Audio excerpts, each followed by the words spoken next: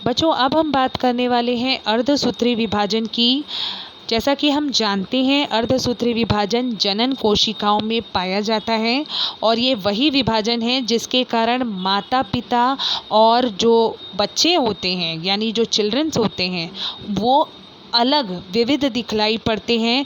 इसी तरह से जो सिबलिंग्स होते हैं यानी जो भाई बहन होते हैं वो भी एक दूसरे से अलग क्यों दिखलाई पड़ते हैं, इसी विभाजन के द्वारा, जिसका नाम है अर्धसूत्री विभाजन।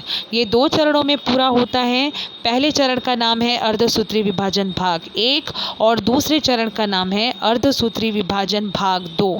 अर्धसूत्री विभाजन भाग 1 में सजातीय जो गुणसूत्र होते हैं उनका जनुकीय विचरण होता है, यानी कि जनुकों का लेन देन होता है और जिसके कारण जो सजातीय गुणसूत्र होते हैं वो आगे चलकर 2 अलग अलग कोशिकाएं बनाते हैं जो कि अगुणित कोशिकाएं होती हैं।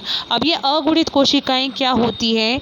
इनमें अगुणित कोशिकाएं, जिसे हम अंग्रेजी में हैप्लॉइड कहते हैं, इनमें 23 गुणसूत्र होते हैं और डिप्लॉइड जो होता है यानी कि 2n, जिसको हम हिंदी में द्विगुणित कहते हैं, उसमें 46 गुणसूत्र होते हैं। तो ठीक है, तो इस तरह से सजातीय गुणसूत्र विभाजित होकर 2 अगुणित कोशिका यानी कि हैप्लॉइड तैयार करता है, हैप्लॉइड कोशिका तैयार करता है। ये हो गया अर्धसूत्री विभाजन भाग 1। अब अर्धसूत्री विभाजन भाग 2 किस तरह से होता है? इसमें जो भाग 1 के दौरान 2 अगुणित कोशिकाएं वहाँ पर बनी थी, वो 2 अगुणित कोशिकाएं आगे फिर विभाजित होती हैं और 4 अगुणित कोशिकाएं बनाती हैं। यानी हर एक अगुणित कोशिकाएं यहाँ डबल हो रही हैं और 2 से क्या बन जा रही हैं? 4।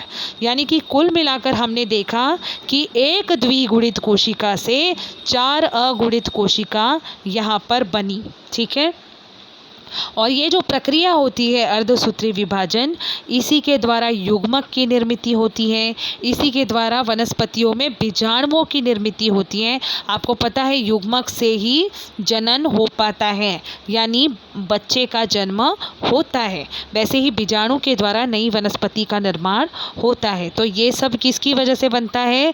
अर्धसूत्री विभाजन के द्वारा बनता है। और यहाँ पर जितनी भी 4 संतति कोशिकाओं की निर्मिति हुई, 4 अगुणित कोशिकाओं की निर्मिति हुई, वो सभी जनुकीय दृष्टि से एक दूसरे से भिन्न होती हैं। इसीलिए जब भी सिबलिंग्स जो होते हैं वो इसी कारण से एक दूसरे से अलग अलग दिखाई पड़ते हैं।